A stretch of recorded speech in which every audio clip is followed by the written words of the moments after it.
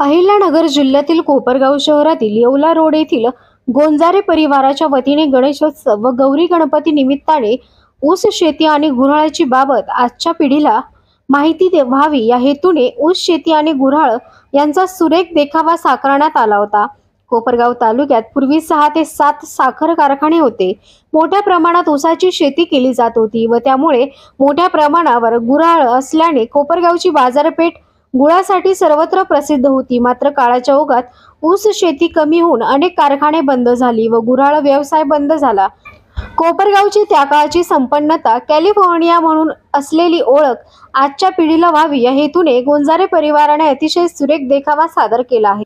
सदर देखाव्यात शेतकरी राजा, बैलजोडी, ऊस पिकाची लागवड, ऊसाला पाणी देणे, खते देणे, ऊस तोडणी, ऊस वाहतूक, ऊस कारखाना, गुऱ्हाळ, गुळाची बाजारपेठसह इतर वस्तूंची बाजारपेठ, साखरशाळा यांचे हुबेहूब देखावा साकारण्यात आला आहे। सदर देखाव्याबाबत गोंजारे परिवाराचे सामाजिक कार्यकर्ते संजय काळे यांच्यासह शहरातील विविध क्षेत्रातील मान्यवर नागरिकांनी कौतुक केले आहे। जुने ते सोनं असे म्हणतात तसे कोपरगावचे गत काळातील वैभव दाखवण्याचा उत्तम प्रयत्न गोंजारे परिवाराने सदर देखाव्यातून केला आहे। कोपरगाव एक्सप्रेस न्यूज साठी सुनील ससाने, कोपरगाव।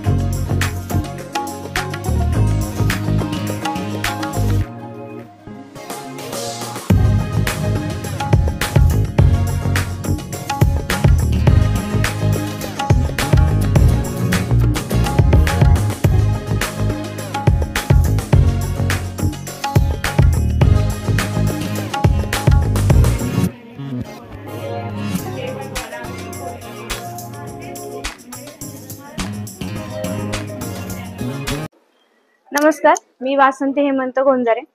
आज आम्ही गौरी गणपती या सणानिमित्त एक छोटासा प्रसंग आणि छोटासा डेकोरेशन आज सादर करण्याचा प्रयत्न केलेला आहे।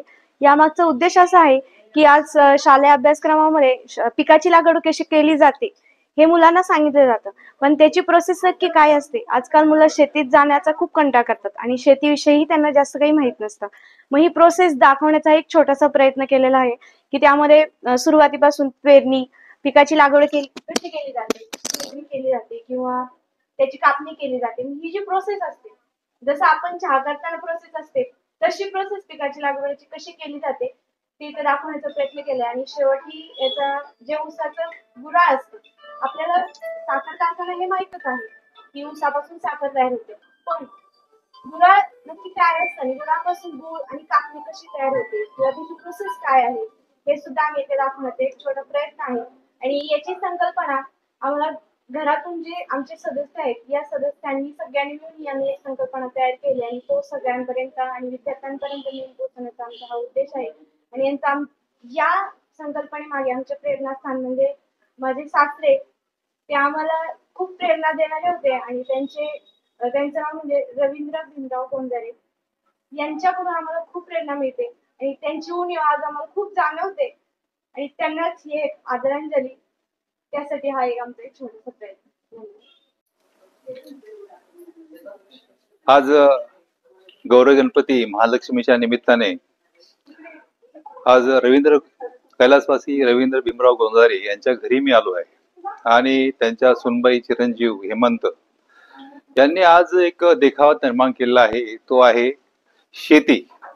आणि शेती म्हणजे त्यांनी कोपरगावच्या इतिहासाची आठवण करून दिली आहे. कोपरगाव म्हणजे गुळाची मोठी बाजारपेठ. कोपरगावमध्ये ऊस खूप पिकत होता, 7 साखर कारखाने होते आणि अनंत गुऱ्हाळं होती. माझ्याकडे देखील गुऱ्हाळ होतं, माझ्या वडिलांकडे गुऱ्हाळ होतं. आणि आज इथे आल्यानंतर ह्या गुऱ्हाळाची आठवण झाली. त्यांनी हे साकारताना, हे जे चित्र साकारताना ऊसाची लागवड कशी केली जाते, ऊसाला पाणी कसं भरलं जातं, ऊस वाढतो कसा, नंतर ऊस तोडला कसा, सरखामधून तो ऊस पिळला जातो, जुन्या काळाचा चरक कसा होता तो त्याचे दाखवला आहे. गुळ म्हणजे चुलांगण कसं होतं, कढाया कशा होत्या, त्या ज्या झिबल्या, म्हणजे बारीक बारीक गोष्टीची त्यांनी इतकी काळजी घेतलेली आहे. साखर शाळा दाखवलेली, साखर कारखाना दाखवलेला आहे. यामध्ये तिथे त्या साखर कारखान्याच्या आजूबाजूला बसणारे जे लोहाराचे दुकान असेल, गवंड्याचं दुकान असेल, म्हणजे कुंभाराचं दुकान असेल, मटकी तयार करणार, सगळी दुकानं देखील दाखवलेली आहे. आणि इतका सुंदर ही प्रेझेंटेशन, मी दरवर्षी येतो, दरवर्षी मला नवीन प्रेझेंटेशन पाहायला भेटतं. ही ऊर्जा यांच्याकडनं आमचे मित्र कैलासवासी रवींद्र गोंजारे यांना खूप हौस होती. म्हणजे तुम्ही जर कधी खाली येताना बघितलं तर आम्ही एकदा शिर्डीला दर्शनाला गेलो होतो, त्यांना त्या बाबांच्या मंदिरामध्ये पोळ्याचे बैल विकायला आलेले होते आणि त्यांनी ते 7,000 रुपयाला 2 बैल घेऊन आलेले आहे होती. आणि त्याचाच वारसा त्यांचं कुटुंब पुढे चालवत आहे. हा अभिमान आम्हाला आहे.